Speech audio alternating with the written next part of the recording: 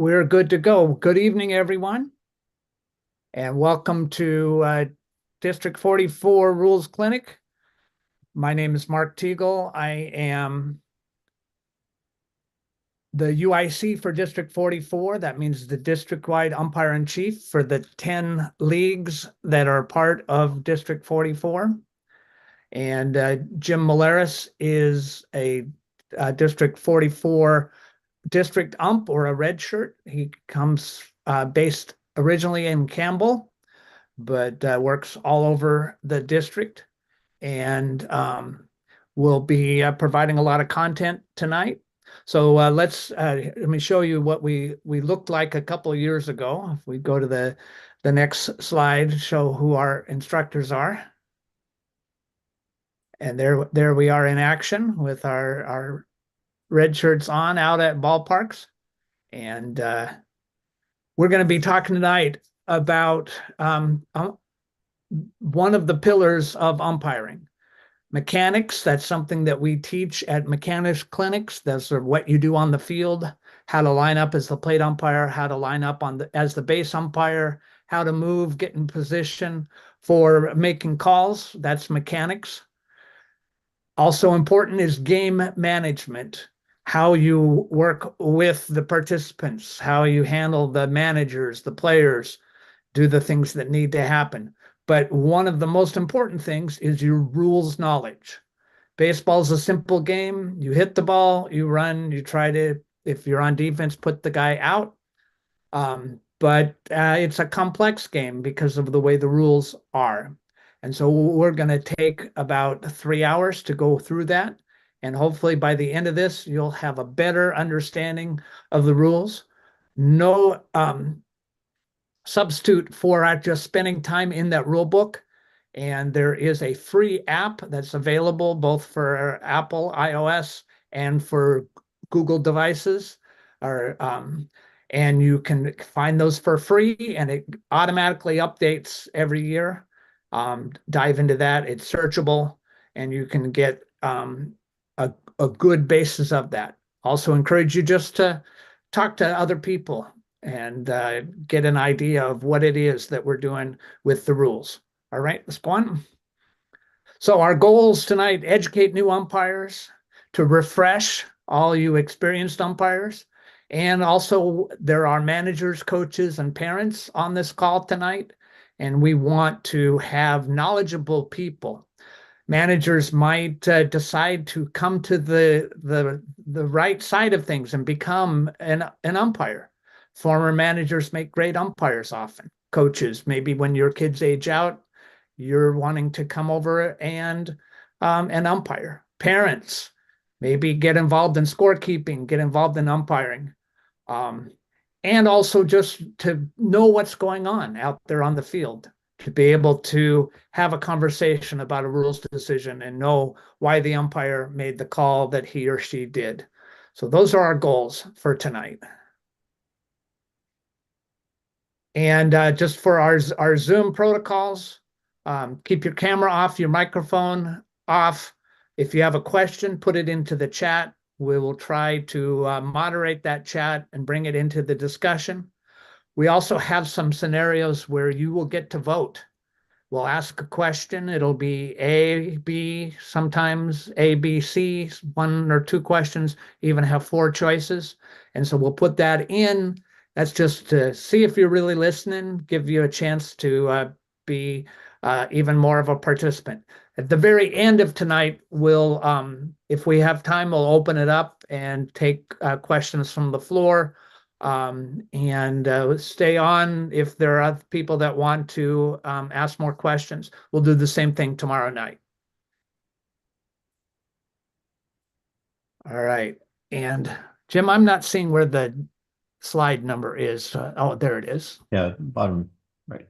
Yeah, we're still good. Okay, I got to go up through a couple more slides. So here's the table of contents from the rule book. Or each one of these is now a tab in the app that we have for our rules app. The ones that pertain two umpires the most: Regulation 6 for pitchers, Regulation 14 field decorum. You have to be able to read Roman numerals for the regulations, and then the 9 rules that are in the rule book, and objectives, definitions, preliminaries, starting, ending, putting the ball in play, live ball, the batter, the runner, the pitcher, and the best rule of all, number 9, the umpire. So we're going to talk about a lot of those things here tonight.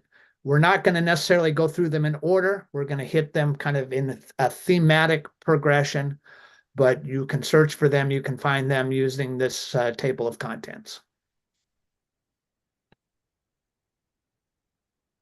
All right. So a couple things from Rule 9 for the umpires. All judgment calls are final. So balls, strike, fair, foul, safe, out. Those are calls that the umpire makes in their judgment. By rule, we're not allowed to engage in a discussion of those. They're going to be final. Now, you can come to an umpire if you feel there's been an illegal interpretation of a rule, if there's a conflict with a rule in the decision that was made, and that may be protested. And we'll talk about the protest process. You can ask an umpire to get help. That umpire has the choice of whether or not to get help from their partner or partners. But one umpire cannot reverse another umpire. That umpire, it's their call. They live with it. They may decide to get help from their partner, and they might change their call based on that new information, but it's still their call.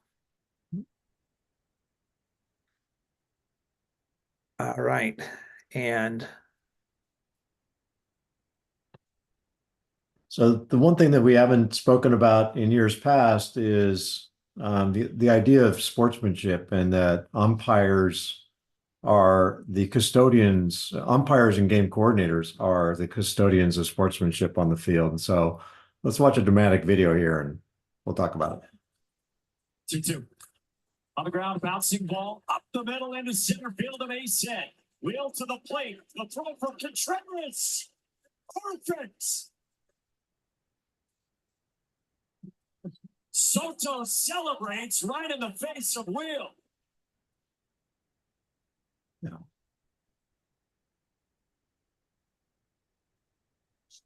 So luckily, I don't think, Mark, you're probably more familiar with this than I. We don't have many ejections in our league, in our district, in our leagues or our district, which is great. That means people are bringing the spirit of Little League to the field with them, be it the players, the umpires, the coaches, the spectators.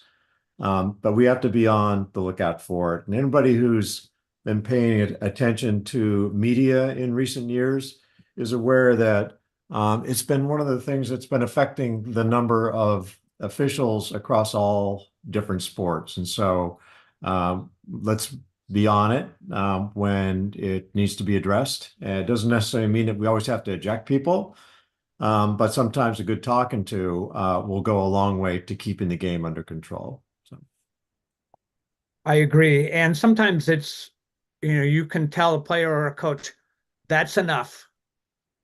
And just as a way to tell them, hey, you're right at that line. Do not cross that line. In this situation, it's not clear. It looked like he might have even just been hitting or just waving his fist in the face of that player. And this was in Williamsport. It was a game with Venezuela and Curacao, and just a lot of emotions going on there. All right, significant rule updates for 2024. Very short. There aren't really, for regular season, there aren't any significant rule changes this year. After last year, they decided to give us a year off. So let's move on. We did have some significant rule updates from 2024.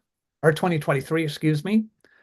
And there are play calling armbands. You've probably seen these. These are like the little Velcro window that you can wear on your arm, and the manager calls out a number. Players check their number and they know what their defensive play is or what the pitch is going to be. For pitchers, that can be worn on the glove arm. It needs to be a solid color, not white, gray, or optic yellow. But those armbands are legal for Little League play. Managers and coaches are permitted to warm up a pitcher at home plate in the bullpen or elsewhere. That's only in the regular season. But remind the coaches, get that warm up going so that we can move on and we're not waiting around for a catcher to get ready. But as soon as that catcher's ready, let's get that game going and keep it moving. We did add last year a new category of the run rule. It's always been 10 runs after 4 or 3.5 in a 6-inning game. A few years ago, the 15-run rule was added for the 3 innings of a game, 2.5 innings if the home team is ahead. And now in the 5th inning, if there's an 8-run lead, the game can be mercied. So that's just one thing. That is a local choice.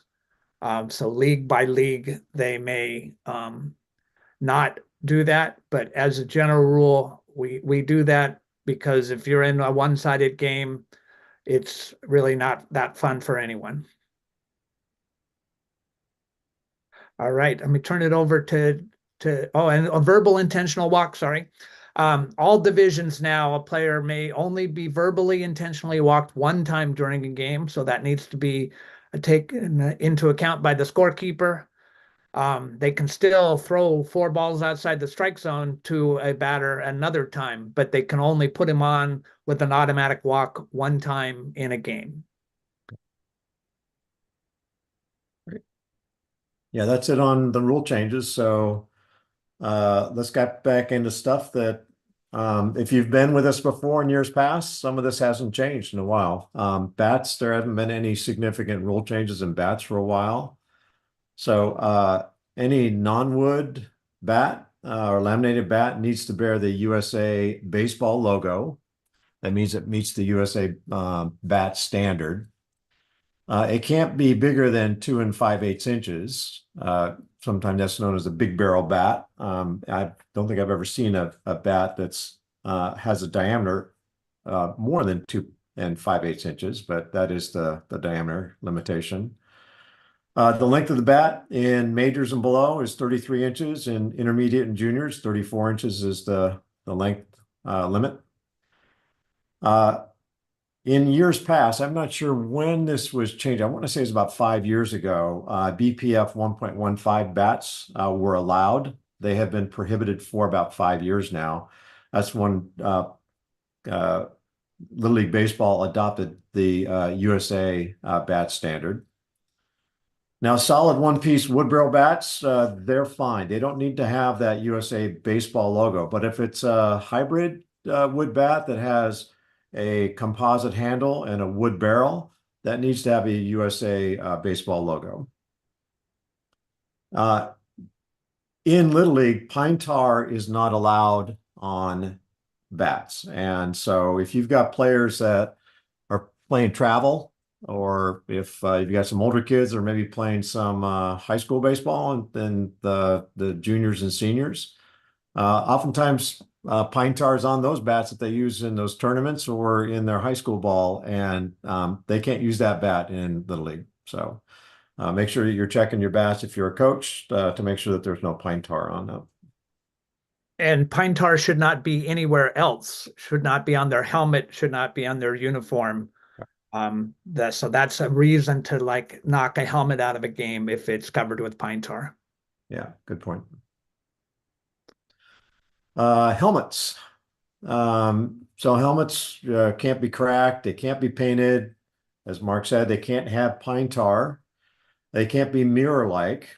A change that came in, I believe it was last year or the year before, quarter-size decals, so small decals are okay as long as they don't cover more than 25% of the helmet. So a couple of examples of helmets that wouldn't be legal. This is a painted helmet on the left. Looks nice, but not legal in Little League. And that totally mirrored helmet, not legal in Little League.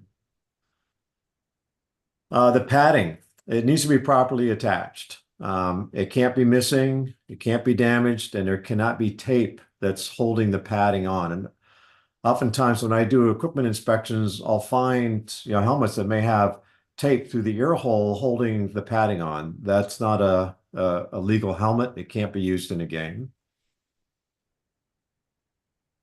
And jaw guards, they're okay if the helmet and the C flap, that's what the jaw guard is sometimes referred to as, or they come from the same manufacturer. And if they're different, you need a letter from the helmet manufacturer that authorizes it. Now, catcher's helmets. Once again, no cracks, no decals on the catcher's helmet, and no paint.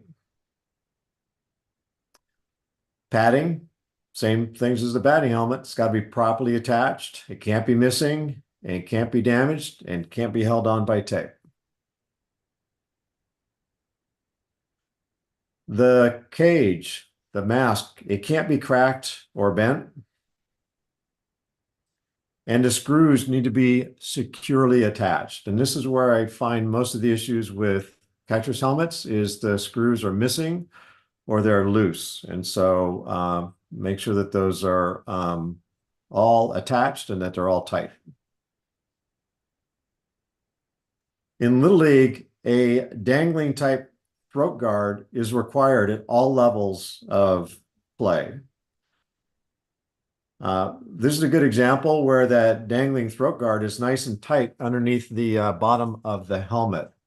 Oftentimes, those dangling throat guards are held on by a piece of twine, and there's 5 inches of twine between the bottom of the helmet and the top of the throat guard. That's too much space, and so a baseball could easily get through that. So it should be tied up to the helmet.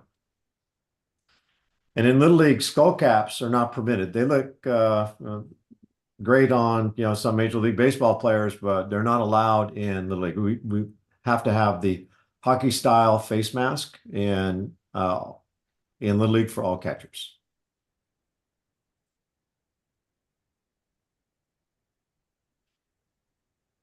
Now, just to further on the dangling throat guards, they're required obviously during games, but also if a player is warming up a pitcher. So, the catcher may come out with his catcher's helmet, but if somebody else is warming up the pitcher, they have to have a legal catcher's helmet on with the dangling throat guard. They can't come out with their batting helmet and warm up the pitcher. Also, any form of infield or outfield practice that's happening, the catcher needs to be wearing their legal helmet with the dangling throat guard. When I walk up to a field, oftentimes when I'm umpiring, that's the first thing I look for is the team that's warming up on the field is to make sure that catcher has the legal helmet on with the dangling throat guard. And sadly, too often they're not wearing their helmet. And I get that corrected as quickly as possible. So if you're an umpire and you're walking to the field and you see that the catcher doesn't have the legal helmet on, you stop them doing what they're doing and make sure that catcher addresses the issue. All right, our first vote of the night. Catcher's helmets. We got 4 options here, A, B, C, and D. Which one is legal in Little League?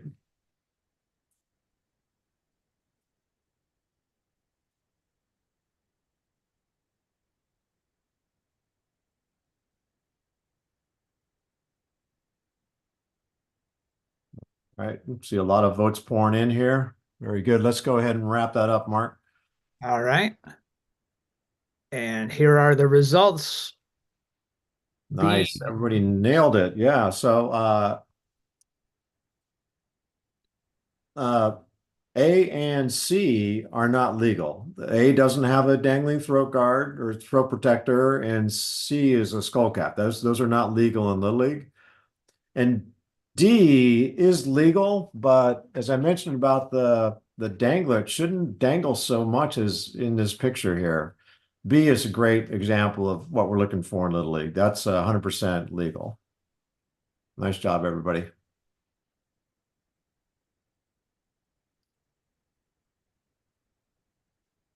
All right, we're going to move on to pitchers and pitching.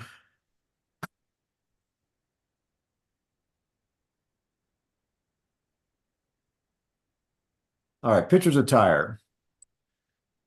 The undershirt sleeves, including compression sleeves, they need to be a solid color and they can't be white or gray. That means that they also cannot be camo. You know, a lot of times kids come in with these multicolored undershirt sleeves and compression sleeves that are camo. They cannot be that. They can have no items on the hands, wrists, or arms. So, you know, sweatbands, tape, rubber bracelets. The thing that they can have is the play calling card. That can be on the glove hand for the pitcher. Yeah. And once again, that cannot be a white or gray, that play calling card. And sleeve lengths need to be approximately the same length. That means if a pitcher comes out with a compression sleeve only on one arm, they have to either take it off or get another second compression sleeve of the same color for their other arm.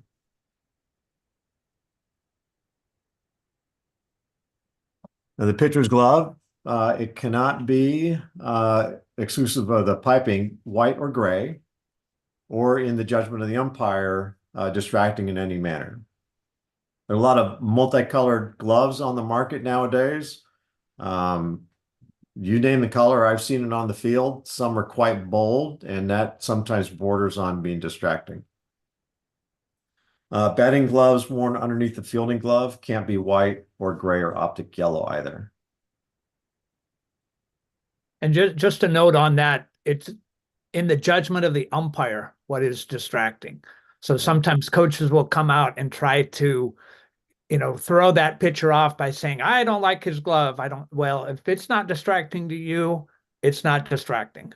Yeah. So pitcher's pitch. So what is a pitch? It's a ball delivered to the batter by the pitcher. And we also have pitch count limits in Little League. And so knowing how to count pitches is really important. So anytime a ball is delivered to a batter by the pitcher, that is going to be added to the pitch count. So ball thrown for a ball thrown for a strike, a foul ball, a foul tip. Those are all added to the pitch count. Additional times when pitches are added to the pitcher's pitch count is an illegal pitch. So the ball may not actually be delivered, but the umpire has called an illegal pitch or an intentional walk. Anytime that somebody's intentionally walked verbally, we're going to add the number of balls that are required to get to a 4-ball count. So if it's a 2-2 count on 4 pitches thrown, and then the coach decides he wants to walk that batter, we're going to add 2 more pitches to the pitch count to bring the total tally up to 4 balls for that at bat. The umpire should also turn to the scorekeeper and make sure they know that we're adding pitches to that pitcher's pitch count for things like illegal pitches and the verbal intentional walks.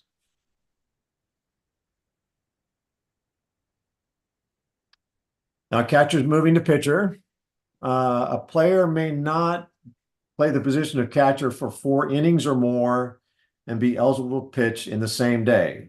And it's not a full four innings. It is 1 pitch in the 4th inning that constitutes the 4th inning and makes that catcher ineligible to pitch for that game. Now they can play the position of catcher for 3 innings or less. Once again, the first pitch in the third inning would be the third inning, and they can move to the pitcher position pitcher and deliver 21 pitches or more in the same day,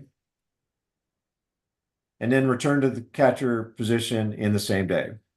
So starting as catcher, pitching for 3 innings or less, they move to the pitcher to deliver 21 pitches or more in the same day. And the or more is with the exception. That's when they start the pitch count is under 20 while facing a batter. Then they can complete that at bat and still be eligible to return to catcher in that same day. So the point here is that when you have this happening with a catcher moving to pitcher or a pitcher moving to catcher, it's important to check with the scorekeeper, check with the pitch counter, and make sure they are eligible to make that change.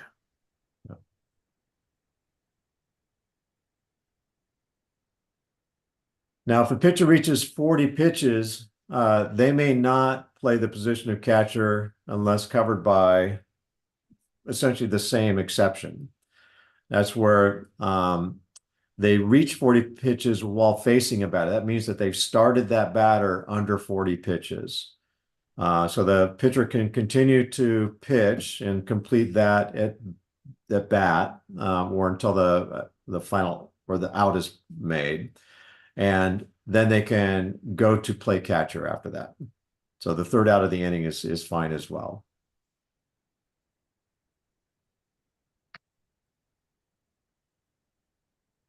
Okay, visits on defense.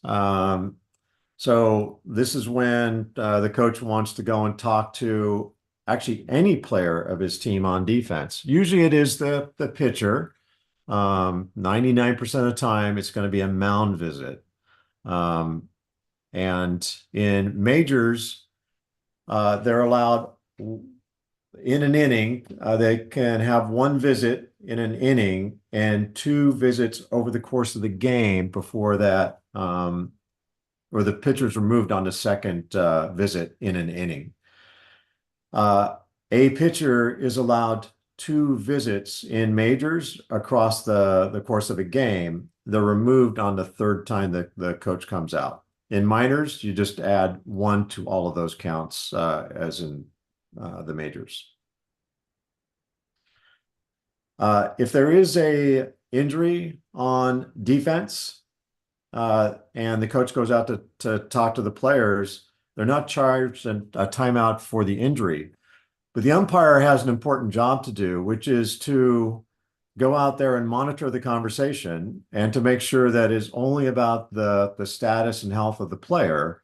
There can't be strategy talk or what to do with the upcoming batter. That can't happen. So the umpire shouldn't just stay, at home or over in the A position. They need to go and monitor what's happening with the player and the conversation happening between the coach and the player.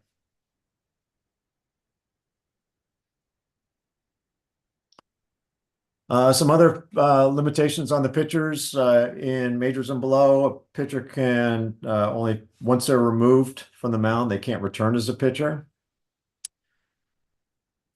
And the manager must remove the pitcher when they've reached their pitch limit per day. Connor M., you're doing something with, I think, your cursor, which at least on my screen is showing a bunch of red lines. I'm not sure if anybody else has seen that, but if you could hold off on doing that, that'd be great. I think we're all seeing it. So yeah, if you could erase your red lines, I'd appreciate it. Yeah. So once they've hit their pitch limit, they have to be removed.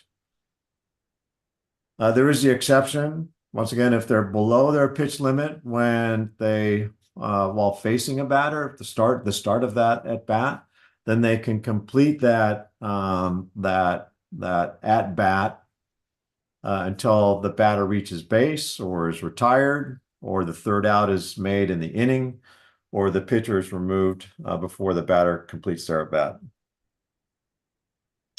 Intermediate and below, a pitcher may not pitch in more than one game in a day. I don't think we have many doubleheaders in District 44. But that's it with the pitcher limitations. Mark, I'm going to jump out and back in and see if that gets rid of the red lines, okay? Thank you. And just a reminder, as we're going along, you want to keep yourself muted, keep yourself off camera until the very end. But we do have the chat that we're monitoring. So if you have a question as we go along, feel free to put something into the chat, or if you just have a comment, if you want to appreciate all the work that Jim has put into all these slides, definitely do that.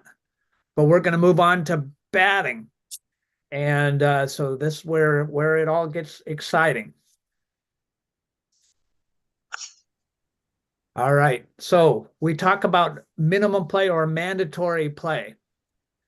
And in order to satisfy the at-bat requirement for mandatory play, you have to enter the batter's box with a fresh count.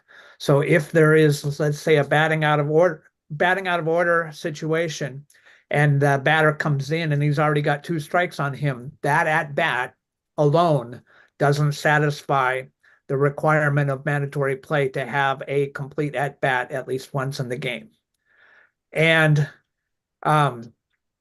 this is during the regular season, this is also an account that you need to complete the full at-bat to get credit for that. So you need to, if you get on base, you need to either be put out or have the third out come along or score before you can be substituted or have a special pinch runner. Note that in a continuous batting order game, the only runners that can take your place are the pitcher or the catcher when there are 2 outs. So that exception is happening. So a lot of our games won't have the ability to use a special pinch runner. We'll talk about that as we go along. So just know that that's happening. That's one change this year for postseason, that requirement will not be in place for postseason, but for regular season, it still is. Your first at bat, you need to get around and change and complete all of that. So if you're doing a bat 9 game, this is a non-continuous batting order game where there are just 9 people in the batting order, the 9 people that are playing defense at that time, then you have to follow these rules for doing substitutions. The substitute for a starter needs to complete those 6 defensive outs and an at-bat before the starter can be re-entered. All right. And so these those restrictions are there because of that need to fulfill the mandatory play requirement. For defense, under continuous batting order, that's where everybody present at the game is in the batting order. Everybody needs to play 6 defensive outs during the game. Those defensive outs don't need to be consecutive. It can be 3 one inning, 3 another inning. Could even be, 1 out in each of the 6 innings, although that would be kind of ridiculous and hard to do. But Am I plugged in? Because it's going down. All right, please mute if you're on. Thank you. All right, and some more notes about the continuous batting order. It is required in minors. It's optional at all other levels. All players are considered starters because they are in the batting lineup. Even if they're not playing defense, they're considered to be in the starting roster because of the continuous batting order. And as I said earlier, you still have that play requirement of 6 defensive outs, and it's up to the manager. It's really the honor system. We're not tracking defensive outs for players. But if parents are noticing that little Johnny is only playing 3 outs in a game, they should be contacting the division director, contacting the board, and telling those folks that, hey, this is not right. My kid needs to be playing. Now, if a player is injured, becomes ill, or they have to leave early, you just skip over their time at bat. There's no penalty. We don't charge an out for that. If they come back, they just get inserted back into their original spot in the batting order, and we play on. If somebody arrives late to the game, they just get added to the end of the batting order, no matter where you are in the batting order at that time. It's just when they show up.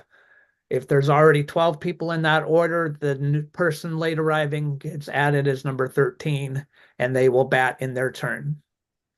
If somebody gets injured while running the bases or an at bat and they are on base, then the player who made the last out just gets to run in their place and complete that trip around the bases or until the third out is made.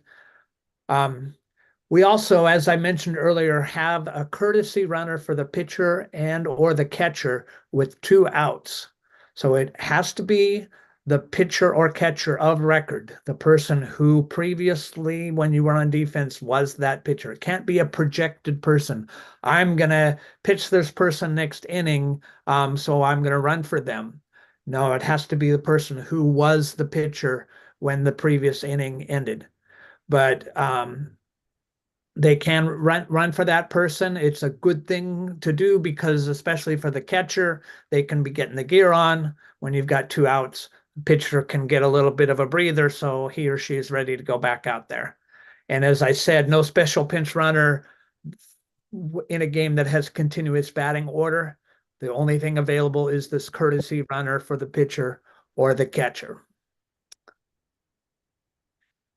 Offensive timeouts, we talked about visits on defense to the pitcher or to any defensive player. Offense can have 1 offensive timeout per half inning. And if they're,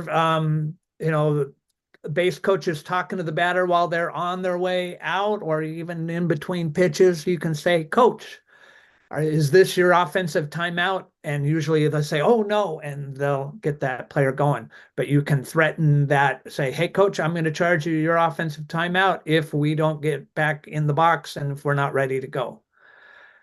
But also, anytime a timeout is granted to the other team, either the offense or the defense, the opposing coach can visit their player, even the pitcher, and not be charged with an official visit or an offensive timeout, provided that that visit ends when the other team's visit ends. If the offensive coach wants to talk to their player longer than the visit to the pitcher from the other team, then you would have a charged offensive timeout in that situation, or vice versa, a charged defensive conference. If the manager, you kind of give them, hey, coach, we're moving on here, or do you want to take your visit here? But as an umpire, you should be tracking that. And so the important thing here, 1 offensive timeout per half inning. We need to keep that game moving. All right. We are talking about legal position. And this is the size of that batter's box. And it's going to be scribed out that way.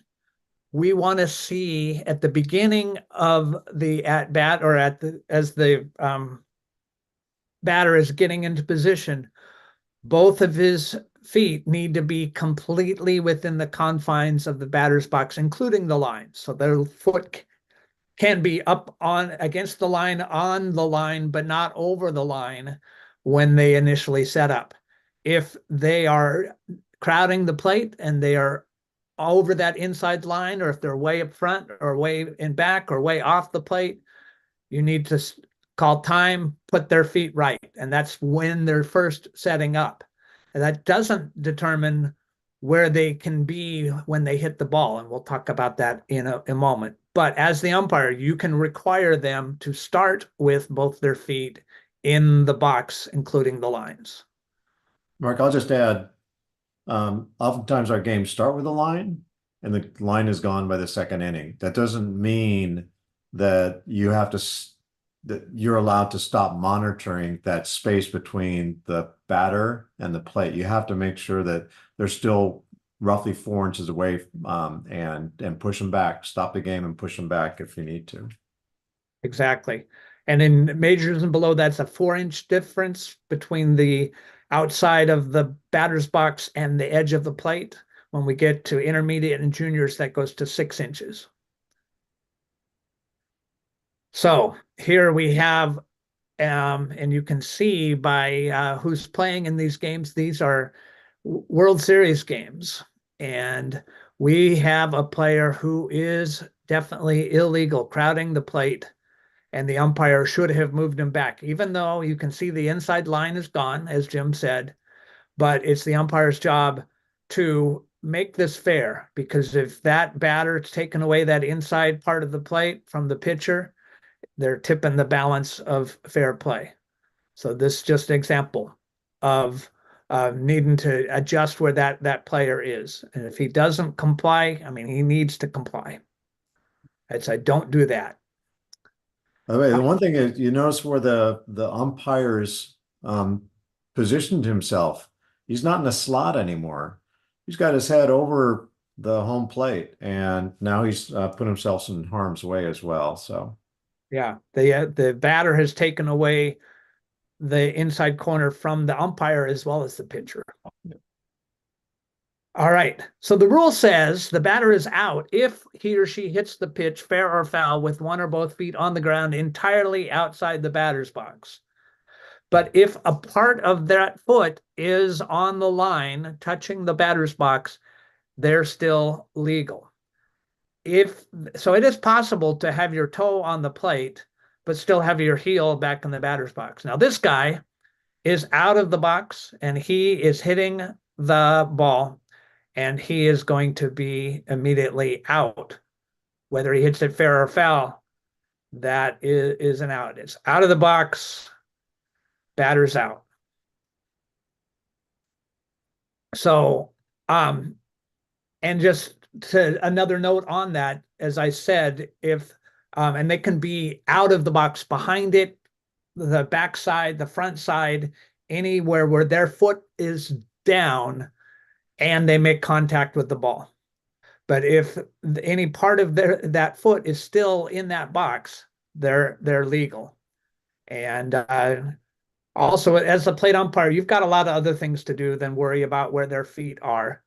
But if somebody is like doing a drag bunt and they are making contact, their foot's in the air and it hasn't come down outside the box, they're still legal. It's only when the foot is on the ground completely outside the box and they make contact fair or foul that you have an out.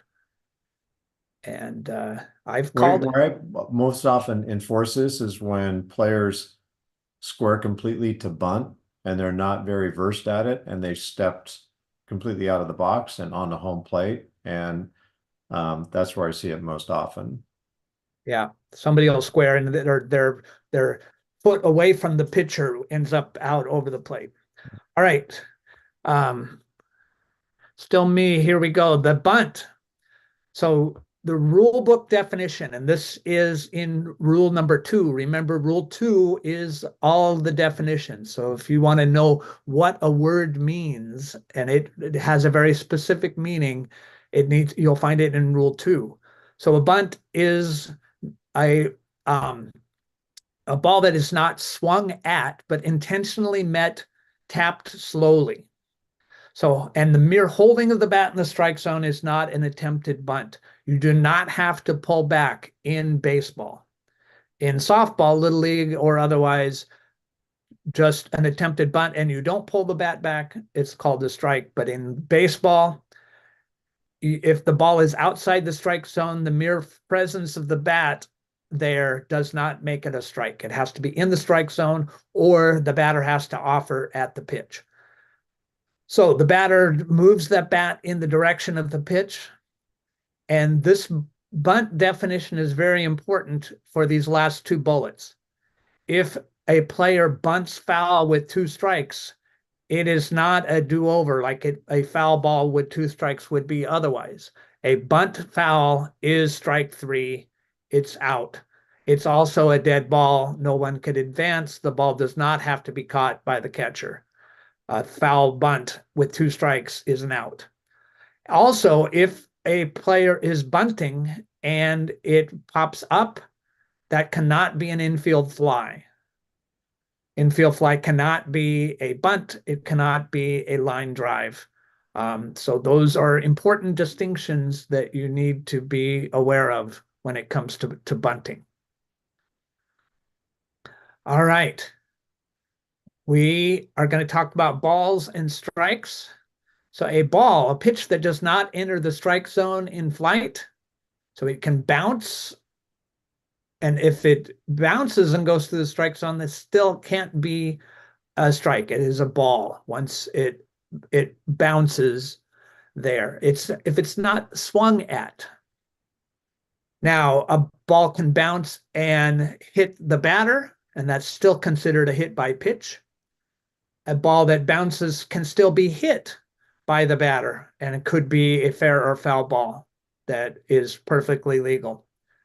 And if the ball bounces in front of the plate, it was not caught in flight by the catcher.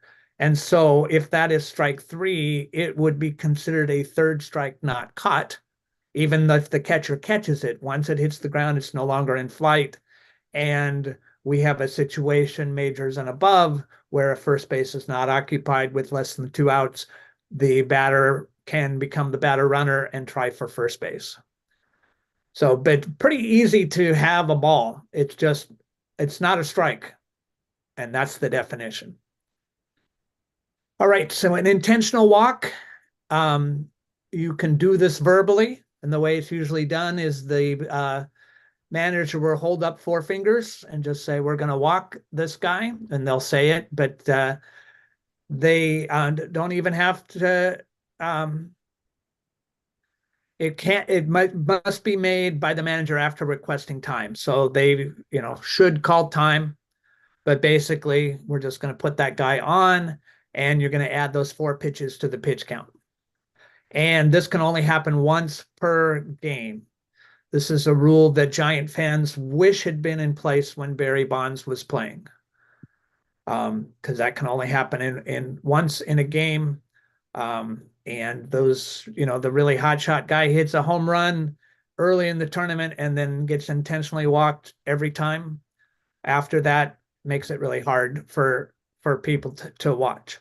So you can still get a quote unquote intentional walk by throwing 4 pitches outside the strike zone. But these are little leaguers, and so anything can happen when they try to throw a ball outside the strike zone. Guy could swing at it and hit it, or it can be a wild pitch or a pass ball. And so, and that intentional walk can happen in any division. And just be aware of it. Make a note that the hot hitters been intentionally walked verbally, and that cannot happen again. All right, definition of a strike, a little more complicated. But as we say at the mechanics clinics, we like strikes. Strikes are good. Strikes lead to outs. Outs lead to the game being decided and everybody having fun, and the umpire gets their hot dog and their Coke at the end of it. So it needs to be a legal pitch. It can be either struck at and missed, or if not swung at, has to pass through the strike zone in flight. So that covers that whole bouncing through thing we talked about. So in flight means in the air. And so you have that strike zone from top of the knees to just below the armpits. By definition, the width of the plate, any part of the ball through any part of the strike zone. A ball that is batted foul for strike 1 and strike 2 can be a strike. If it's bunted foul, can be strike 1, strike 2, or strike 3. If the batter swings or offers at the pitch and gets touched by the ball, that also is a strike, but it's also a dead ball. And so that strike does not have to be caught if it's strike three. It also means that no runners can advance on that, but it can still be called a strike. Also, if the batter gets their body in the strike zone and the pitch hits them in flight in the strike zone, that is also a dead ball strike. And then the last thing here is a foul tip. So a ball that goes sharp and direct from the batter's bat to the hand or glove of the catcher and is caught. That is a foul tip. The ball is live. Runners can run at their own risk. And umpires just signal that silently. And we talked about that in the mechanics clinic. You don't say foul tip because it really isn't a foul.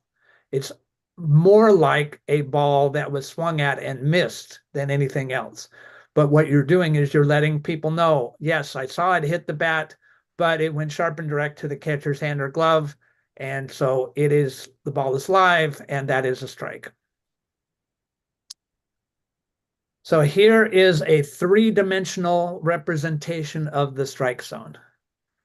It's big. So wonder more pitchers can't hit it. But you can see this ball that comes in pretty low, but goes through the bottom of the strike zone, even though it's going to maybe even be right at the catcher's feet. That's a strike. Any part of the ball through any part of the strike zone. And remember, that is a pentagon-shaped three-dimensional object there. So, and it's where the plate is, not where the batter is, that the strike zone is. All right. The one thing about this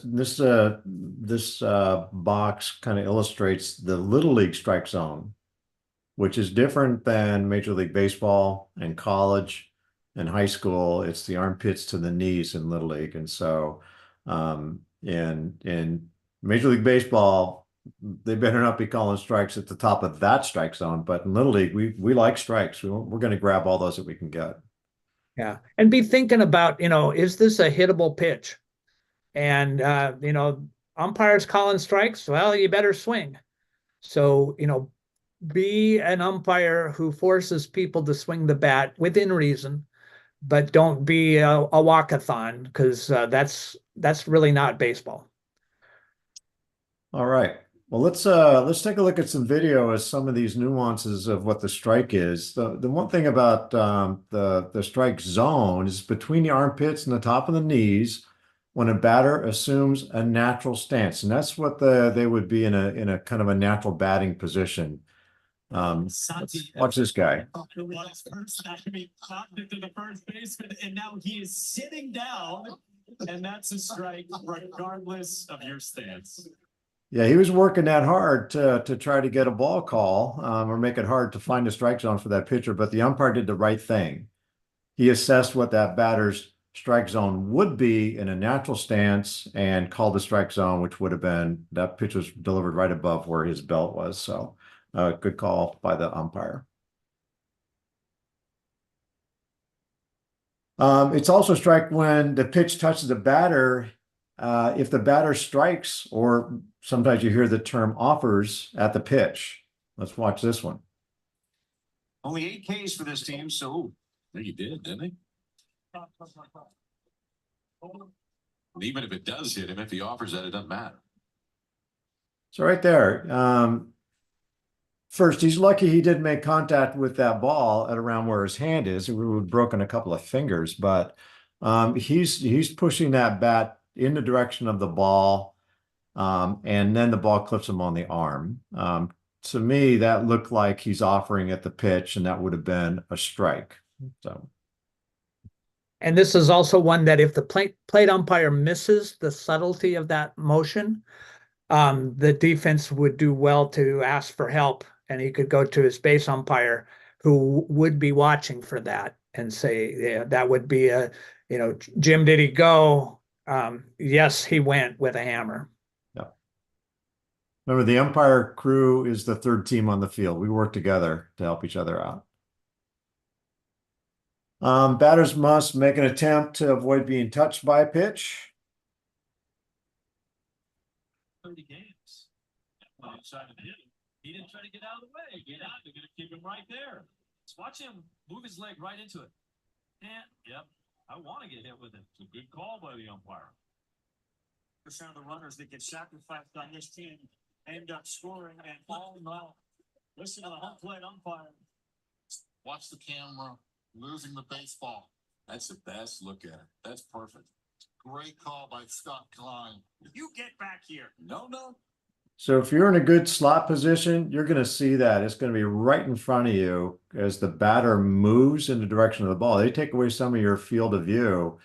Hopefully you'll be able to pick that up if you're umpiring. If you see a player do that, by the way, and they don't get hit with the ball, talk to them. Tell them, hey, listen, you're not going to go anywhere. That's just going to be called a ball, and you're going to earn that ball call the hard way if you do that again. So just because they get hit with a baseball doesn't mean they automatically get first base in these situations where they've moved towards the ball.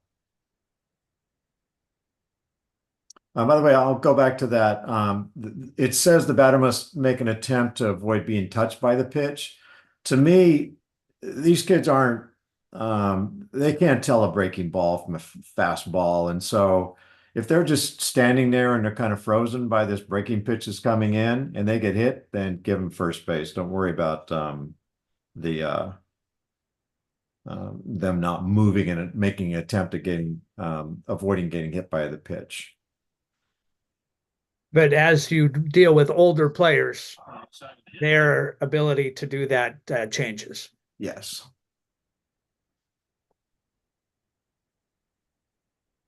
If the ball's in the strike zone when it touches the batter, it should be called a strike. And look at I circled it down here, the situation. This is bottom of the 8th. This is a Little League World Series game, Venezuela against Japan. The home team is down by a run. They got bases loaded. Venezuela, if they get another strike here, then it's going to be 2 outs, and they're one out away from continuing on. So situation is pretty dramatic here.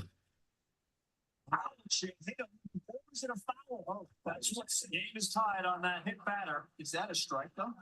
Is that in the inner part of his hands or over the strike zone? So right here, watch this. Is that a strike? Yeah, that's absolutely over the plate. So that's Yeah. So that was a strike. It was in the strike zone. It hit his hand. It did not hit the bat. That should have been called a strike. By the way, it wasn't called a strike. He was awarded first base, and Japan went on to win the game, the next batter. Uncaught third strike. Uncaught third strike, and this is in majors and above, doesn't apply in minors. The batter becomes a runner on an uncaught third strike. And once again, as Mark mentioned earlier, if it's a pitch that's swung on and bounces in the dirt, that also qualifies. First base has to be unoccupied, or first base can be occupied with 2 outs. The batter may try to get to first base anytime before entering the dugout or any other dead ball area. Once they've entered the dugout, then that's it. The play is essentially done, but that's an uncaught third strike. And sometimes you'll hear this referred to as a dropped third strike, but we use the careful wording of uncaught third strike to allow for both one that's dropped and one that bounces. All right, so we got runner on second, 1 out. So one thing that umpires want to get into a mode of doing is kind of your pre-pitch preparation, knowing where your runners are at, how many outs are there, is there a runner on third base? Because in the situation of an uncaught third strike, if they throw the ball down to first base, well, that runner from third base may come down and try to score. So just be aware of those situations. It's a swing and a miss. He will be able to go down to third, and there's no advancement. Yeah, that was a pretty standard uncaught third strike situation. Runner on second, did not try to advance.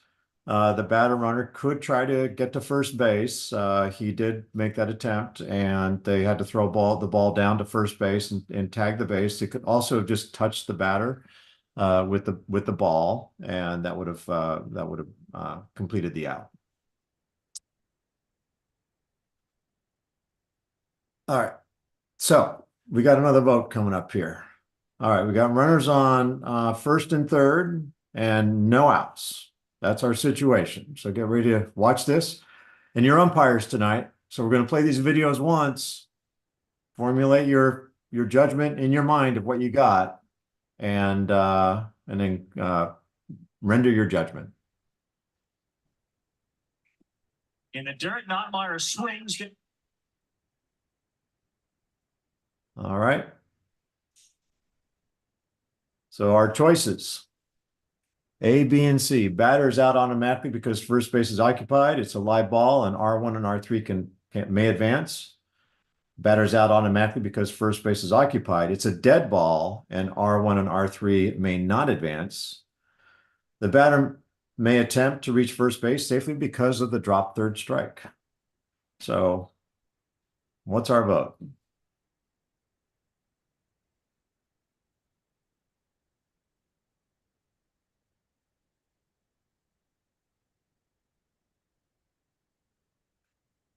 All right, so jump on that poll if you can. We'll let you know what the results are as soon as a few more people have voted. This is all anonymous also, so don't worry about whether Yeah. there's not a scorecard that's being kept on everybody here. All right, let's go ahead and see what we got here. All right, so a lot of people like A. Batter is out automatically because first base is occupied, live ball, and R1 and R3 may advance. That is actually the right answer. Because first base was occupied with less than 2 outs, the batter's out automatically. And R1 and R2, it's a live ball situation, R1 and R3, that is. It's a live ball situation, they may try to advance. So it's not a dead ball situation, which would not allow them to advance. So, okay. And as an umpire, if you have, a drop or an uncaught third strike with less than 2 outs and first base is occupied, you can say batter's out, or he's still out, just to tell people. But if they, there's no penalty for them kind of running, and actually the defense should be throwing to that lead runner rather than the batter runner. So Oliver asked in the chat, can we replay that? We're not going to replay it. Just start to think of yourself as an umpire, and you're just going to see it once, try to replay it in your mind, and then render your best judgment possible. So we're going to try to avoid doing replays on the videos tonight. But you can find the recording of this and wind through and try to find it again, or just a lot of these film clips are from YouTube. And so, you can maybe try to find that specific one. All right. So a foul tip, we've talked about this a little bit. It's a ball that is sharp and direct, batted ball, sharp and direct, that goes to the catcher's hand or mitt. It doesn't necessarily need to go to his glove hand. Hopefully it goes to his glove hand, but it can go to his throwing hand. And it's legally caught by the catcher. And it's not a rebound unless first hitting the catcher's glove or rebound. That means it rebounds up into the air and they catch it. It can't hit the glove, go off of the umpire, and then be caught. Once it strikes, the umpire or the batter, then that's not a foul tip anymore. Right. Or even if it hits off, the first hit is off of the catcher's body or face mask or anything like that. It has to be the hand or glove first. Yeah. Thank you, Mark. It's a live ball situation. So runners may advance. And as Mark mentioned before, treat it as a swinging strike. And if it's the third strike, the batter is out. And the picture on the page here shows the mechanic, which is the swipe up and to the right, and then you just show the strike sign. So that's a foul tip. At our mechanics clinic, we talked about using our ears in determining whether or not the ball got to first base first when we were working on the A position, or whether or not the bag was tagged first. There's another situation where you're going to use your ears, not just your eyes. Foul tips you're going to hear maybe more than you're going to see.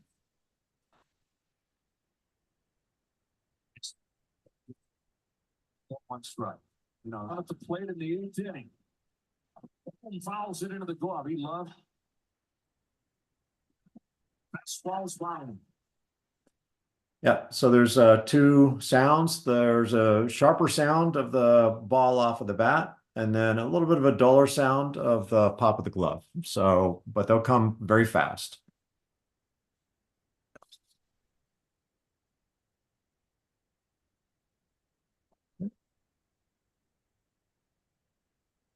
All right, Mark, I think. Okay, here we No, I think it says I'm still you. still So me. go ahead. All right, fair ball. Fair ball is a batted ball. It settles on fair ground. It's touched in fair territory. It bounds fair past first base or third base on or over fair territory. So that means it's bounced in front of the bag first. That means bounding it in flight over the bag, and then hitting foul territory is a foul ball. If it touches an umpire or player while fair, it's a fair ball. And in flight, fair, out of the playing field. That means a home run. And the position of the ball is what matters on a fair ball. It's not the position of the player, it's the position of the ball relative to that line. Now, a foul ball is a batted ball that it settles on foul territory between home and first base, or between home and third base. When I mean settle, I mean it stopped moving. It's slowing down. Well, it could still hit a rock and ricochet over into fair territory. So don't call it foul too early. If it bounced past first or third base on or over foul territory, that's going to be a foul ball. If it first falls on foul territory beyond first or third base, that's going to be a foul ball. You probably have seen some of the arcs that some of these balls have off of the bat, where they're over fair territory, and now they're foul, and they first land in foul territory beyond a bag. That's a foul ball. If it's touched on or over foul territory, that makes it a foul ball. If it touches any object foreign to the natural field, that's going to be a foul ball as well. So things like the screens and dugout gate doors, those kinds of things are, or trees that overhang the field. Those are going to be foreign to the natural ground. Once again, it's the position of the ball that determines fair and foul.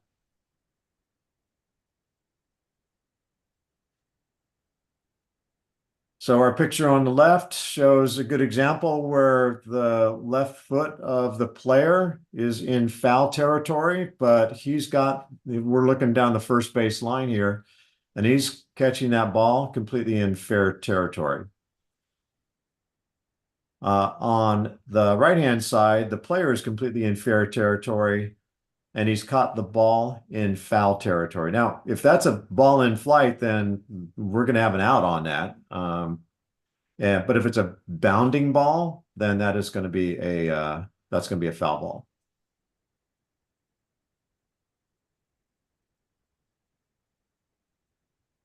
All right, some fair foul calls to make. Get ready to vote. Once again, play it in your mind. All right, first one. See Meyer way ahead. All right, ground ball. Go ahead, fair foul. What do we got? So.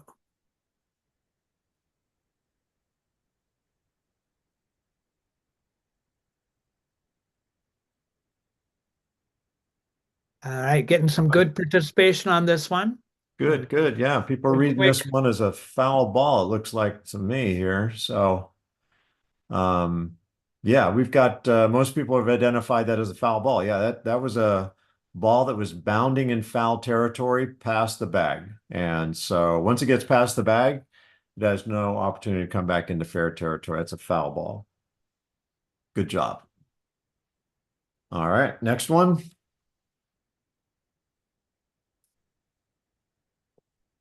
I couldn't find this clip 2 seconds earlier in the at bat, so he's already swung. The red circle is the ball. It's on the ground, and so looks like it's landed in the batter's box. So that's the start of our video. Let's see what we got here.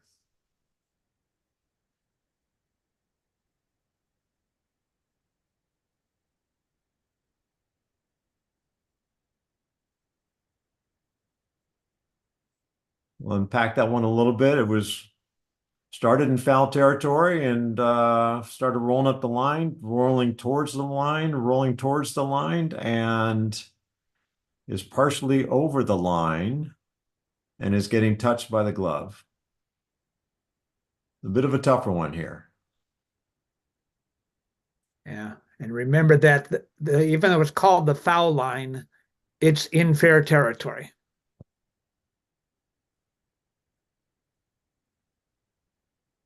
All right, just a couple more people voting, and here's the results.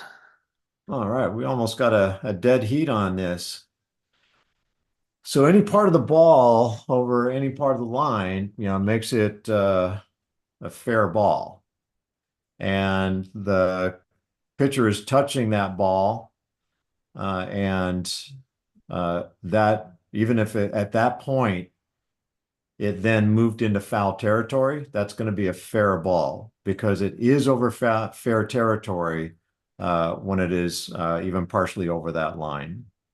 The conclusion that the bases were actually loaded on this play, and the pitcher did not field it cleanly, and it rolled all the way over towards the dugout. All three runners that were on base scored on that play. It was a live ball play. So that's going to be a fair ball. So the status of the ball relative to the line. So over the line is going to be a fair ball.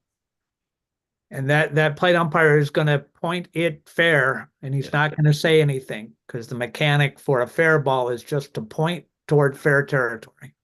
Yeah, yeah. And he does that like 1 second later, but I clipped it right there. I didn't want to give away the answer. All right, we got one more.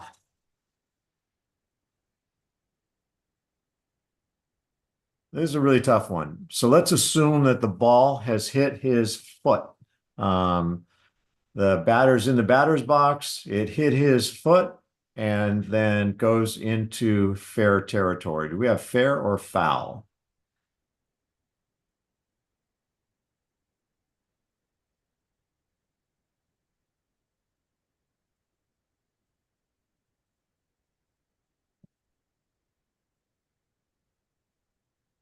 Yeah, good participation on this one too. All right.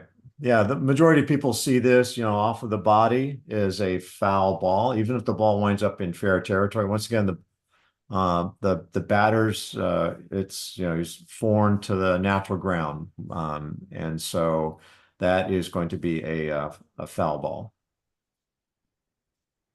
All right, good job on those fair foul calls. So we're gonna Oh yeah. another note here. Yeah, just one last note. Once again, we're a team, and so the plate umpire may not see that ball off of the batter's body, in which case the base umpire should come up loud and call foul if they've seen that.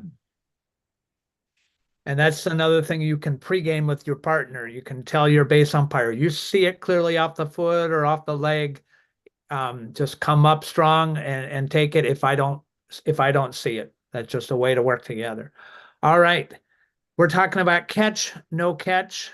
And then in a moment, we'll talk about tags. So the definition of a catch, it needs to be an in-flight batted ball in this situation for an out to happen. You need to demonstrate secure possession of the ball in the hand or glove.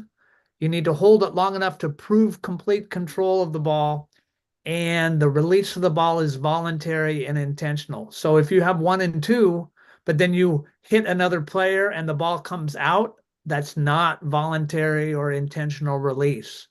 And so it's one of the great moments in all of the history of baseball is that's Willie Mays making that over-the-shoulder catch. Pretty awesome for his history buffs. So it's not a catch if, like I just said, there's contact, you get the ball and the ball drops to the ground because you collide with another player, you collide with a wall, you fall down, and the ball comes out. That is not a catch because of the voluntary release.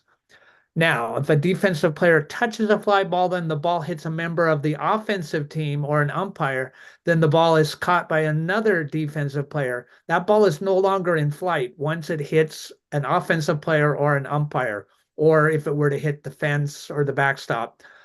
Those are things that cause it to no longer be in flight.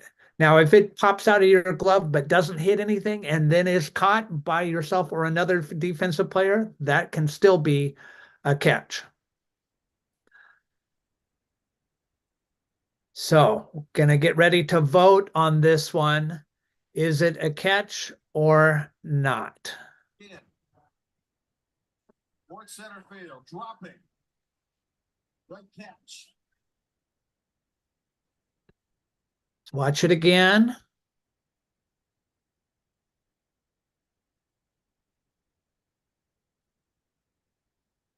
All right.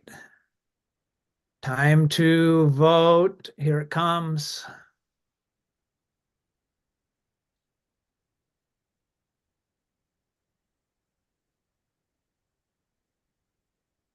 All right, a few more people voting. Get in there, get on it. All right, I'm gonna end the poll, share the results. Here we got it, 64% saying it is a catch and 36 saying not a catch.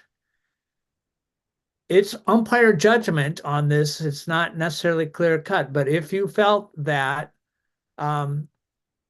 this cat or the ball came out on the transfer when the player was reaching in to grab it to make a throw, you still have a catch because that would be a voluntary release. But if it's just rattling around in there and him reaching in didn't have any impact on that, then you would say it was not a catch. And you're the umpire. You're the one that has to make that decision in that situation. But I probably would agree with 64% of you that that was a catch and that he just didn't get a good grip on that ball and it came out. Yeah, good indicators usually if the throwing hand is going into the glove, that's they may come out, may not have a good grip of the ball, but if the hand is in the glove, that's usually a good indicator that they've completed the catch. Yeah. Now, if that ball had come out while that player was still down on the ground, while he was just kind of gathering himself, I would have a dropped ball. I would have not called that a catch. But it gets a little gray. All right, we're going to talk about dead ball area.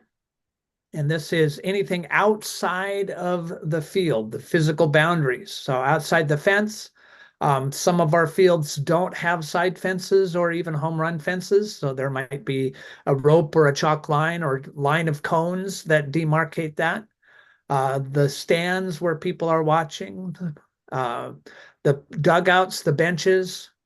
And if you're in a game where there's media coverage, there can be out of play areas that are for cameras and other things. Those would be considered out of play areas, but that would all be covered during the ground rules of your plate meeting. And so this is where those ground rules are very important. If a ball flies over a certain area and then bounds back onto the field, is that going to be out of play or not? You need to have a clear understanding of that before the game starts. A ball that gets lodged in a fence, a backstop, the umpire's equipment, the catcher's equipment, those are dead balls. And a ball that gets kind of tangled up in that backstop or goes into the ivy at Wrigley Field, those are examples of balls entering a dead ball area. And so then if let's say a outfielder catches the ball in live ball territory and carries it into dead ball territory, or the catcher goes and catches the ball in live ball territory, but then falls into the dugout or goes over a fence, then you're going to have a one base award for anybody that is on base, but you can still have an out if that catch is made in live ball territory. So important to know where that is. Okay, and then we're looking at the definition of a tag, another important thing. We have force plays, but we have a lot of tag plays. A fielder touching a base with the body while holding the ball securely, firmly in the hand or glove. So for like a force play, you don't have to touch the base with your foot. Any part of your body while you have firm and secure possession of the ball will qualify for touching that base. And then tagging a runner, you have to have the ball securely and firmly in your hand or your glove. And the hand or glove touching the runner must be the one holding the ball. You probably have seen times when somebody will make a tag with an empty glove, the ball's in their other hand. That is not a legal tag. So that one doesn't work. So if you're catching a thrown ball, this is an important distinction. Intentional voluntary release of the ball is not a requirement. So for instance, on a play at first, that ball is there, it gets caught, and the player runs through, you have beat the base runner to first base, and then later they drop the ball after holding it long enough. That doesn't have to be a voluntary release. Somebody gets run over by the base runner and the ball comes out. They had the ball, the force was in effect. That is a thrown ball. It's a different requirement than the requirement for a catch on a batted ball. It's an important note there. All right, we're going to have a poll here. And is the ball caught on a tag play? And let's watch this through. You make the determination. Was this a catch or not? A room over the heads of the infielders. This one to short. Come home with a force. All right. So the umpire calls him safe because the ball came out. But let's see what's happening here. Remember, it does not require voluntary release. So here are the two choices. Runner safe, catcher did not voluntarily remove the ball from his glove. Runner's out, catcher had control of the ball while touching the plate. Make your choice.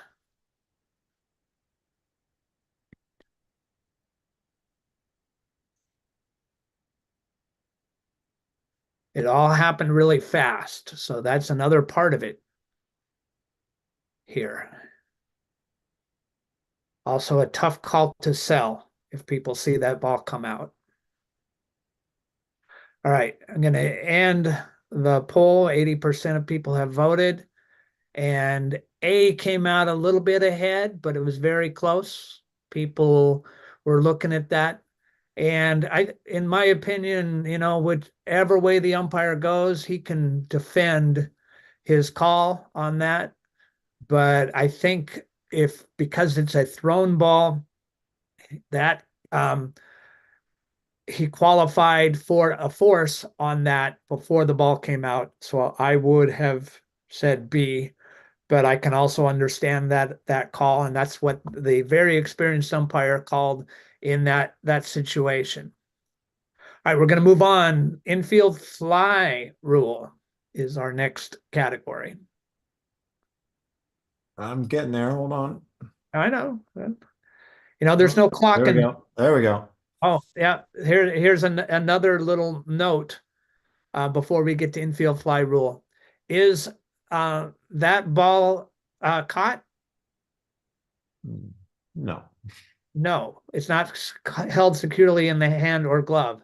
It is, however, still in flight. Hasn't hit the ground, hasn't hit a foreign object or an offensive player or an umpire. So he can reach up there with his hand or glove and put it there, and it would become a catch at that point. But just being under your arm, between your legs, on the crook of your neck, that is not a catch. Requires your hands. All right. Infield fly. The reason we have the infield fly rule is to prevent the defense from getting a cheap double play. It's meant to protect the offense in this situation. However, in minors, coaches will get it because it's a way of actually getting an out if their players don't catch the ball. So it cannot be a line drive. It cannot be a bunt, as we said earlier. It has to be a fair fly ball. There have to be less than 2 outs, and we have to have runners at first and second, or runners at first, second, and third. It needs to be able to be caught by an infielder with ordinary effort. And that changes by divisions. So for a minor player, ordinary effort might be 1 or 2 steps. For a intermediate, junior, senior player, it could be several steps, but you're kind of looking to see, are they kind of under it, ready to make the catch? And you need to call it at its apex. Then you would say infield fly, batter is out, and the ball is live. The force is removed because the batter runner is out. The runners may advance at their own risk or not. More information to come. Or, well, Jim, do we have notes on some of the other parts of the infield fly? Or just No, that's it. That's it. Okay, so if the ball is caught, those base runners do need to tag up just as they would on any other infield fly or any other fly ball. If the ball is foul, it cannot be an infield fly. So if a ball is missed, doesn't hit anybody, and ends up rolling foul, it's just going to be a foul ball. So if it's near the line, you can say infield fly if fair, and that would put it out there. So it's important to make that call loudly. If your partner calls infield fly, even if you don't agree with it, you echo that call so that those base runners know whether or not they need to run. Because if you don't have an infield fly and that ball drops, the force is in play and they need to make it to that next base. All right. So what happens is the batter's out and the runners don't need to advance. Here is a situation. He officially is back to Herrera, and he popped it up. David Wright coming in to call. Infield fly rule and both batters out. And he remains at the net with the runner on first base is tripped. A player who didn't know the infield fly rule, and it'll be a double play if the Mets can execute the rundown. Oh, yeah, that's it. All right. So in that situation, we had an infield fly, and the runner wasn't forced to advance, but he got hung up because he thought he did. He didn't pay attention to the fact that the force was removed. He could have stayed at first and been fine. So it's up for us to call it loudly, but it's also on the coaches to have taught their players about that situation. Here's another situation. It should not be called on a line drive. Off the end of his back, caught, and both runners back to the bag. And the reason for that is that's going to happen pretty fast. It's not going to be one where they have a chance to make a choice. So, it wasn't a flat line drive, it was just a little looper, but it wasn't really high enough for the defender to be kind of under it to make a fly ball catch with ordinary effort. All right, so the Little League rulebook allows for local league options. One is the continuous batting order or traditional bat 9 batting order. Once again, in minors, continuous batting order is required, but this is for majors and above. Local leagues can choose to adopt a continuous batting order as a matter of course. We talked about the mercy rule, the 15 runs after 3 and 10 runs after 4 and 8 after 5. Add 1 inning to those for the intermediate, junior, senior. Leagues may choose not to adopt those. I don't think any of our leagues in our district have chosen that. I hope they never do. There's a good reason to have those there. But a league may choose to not adopt the mercy rule. The batter must remain in the box with at least 1 foot throughout the at bat. There's a list of exceptions in the rule book, such as inside pitch or a swing. It's a long list, but that's in the rule book. The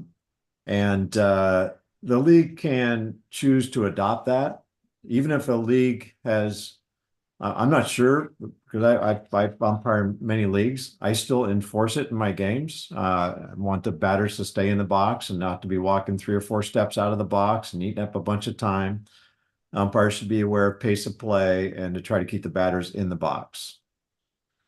And that rule is enforced or supposed to be enforced in all-star play.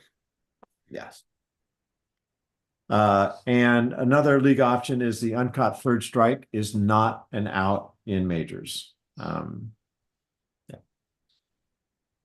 Those are the local league options. And with that, that's the last bit of content that we have for tonight. So we got, in summary, our new rules. Hey, there are none for 2024. But we did a quick review of the 2023 changes. We looked at equipment requirements, what a pitch is, and pitcher regulations, batting, including the continuous batting order, what's a legal position in the batter's box, and well, we didn't talk about thrown bats, but I'll give you there is nothing in the rule book about a thrown bat. But that's a good chance for the umpire to talk to the coach and the player about the throwing of the bat and to have them amend that before their next at bat. Ball strike, foul, ball, foul tip, and intentional walk. We walked through definitions and examples of those. Same with bunt, fair ball, and foul ball. We talked about the catch and no catch and the infield fly rule. Finally, local league options. Now, tomorrow, same time, same place, we'll talk about a whole bunch of other stuff. Runners, including what the baseline is, and runners interference and runners leaving early, unique rule for Little League Baseball. Base awards for balls thrown out of play, interference. There are a number of different ways that interference can be called. There's obstruction. There's 2 different types, an A and a B. Sliding or attempt to go around, appeals, and some tips and tricks on game management. So that's our content for tomorrow night. With that, Mark, I'll let you go ahead and sign us off here. Yeah, so I would invite you to come back tomorrow night. It'll be the same Zoom link, and hope that you're there. If you miss any of this, we're going to post the videos onto YouTube, and we'll have links on the District 44 website, which is cad44.org, or check with your local league. They should be able to get you in contact with it.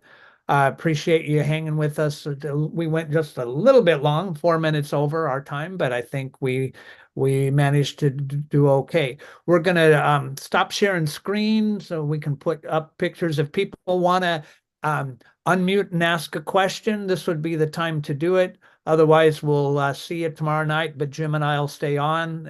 If anybody wants to ask a question. But thank you for tuning in. Excuse me, I had a question. Yes, Josiah. So it's about a pinch runner. So, Okay. like if someone gets hit and they like don't feel like they can run anymore, can they have a pinch runner? So here's where it is. The only time somebody can be replaced on the bases with continuous batting order game, I'm assuming that, is if they are quote unquote injured and not able to continue. If somebody just like, oh, I don't feel like running, they're supposed to be the one running. However, if a player is injured, they can sit out, and then the person who made the last out would be put on in their place. And then if that person becomes no longer injured later on, they can come back into the game.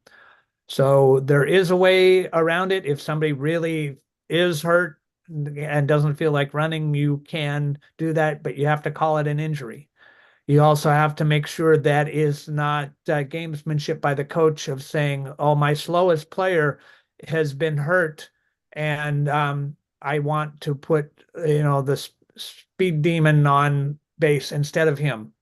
So it's, the umpire, if you would have to use your judgment to say, I think this person can run, or if this person really is hurt, then you would have to call it an injury and they would have to be out of the game, but they can still come back in the game if they're deemed to no longer be injured. Does that answer your question? Yes, thank you. All right. Anybody else? I see Janice has her hand up. So Janice, did you want to ask something? Yeah. From what I understand, Double A does not have umpires. Double A. Is that correct? I think that's up to each league as to how they have umpires for their double A.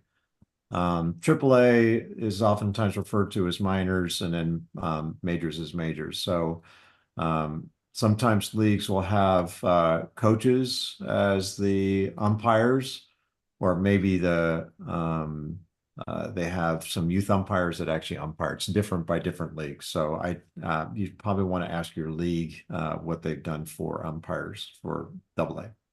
Okay, I ask because we have a game Saturday and I'm going to be the first base coach. So I'm not quite clear on what my role is going to be in terms of umpiring or coaching at this point. Are you going to be a coach or an umpire? And well, I'm not sure at this point. I thought I was going to be a coach. Yeah. Oh, okay. It's a good But question I'm to not ask. trained And enough to be an umpire. so Yeah, Janice, just reach out to the manager of your child's team, or reach out to somebody on the board to ask that question. There's probably a division director for minors or for Double A, and they should be able to answer that question. But it is league by league how they handle their umpiring. Yeah, I did ask for clarification via the chat on our website, but haven't heard. So thank you. You're welcome. If anybody on the call still is going to umpire Double A, you probably want to get a copy of the local league rules as well, because oftentimes there's the freeze line that's halfway between the bags, and so there's some nuances to the Double A game that don't come into play with minors and majors. Yeah. All right. Thank you. Anybody else?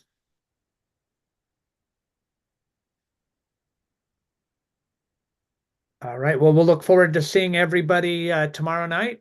And thank you for your patience, your interest, and we'll see you out on the field.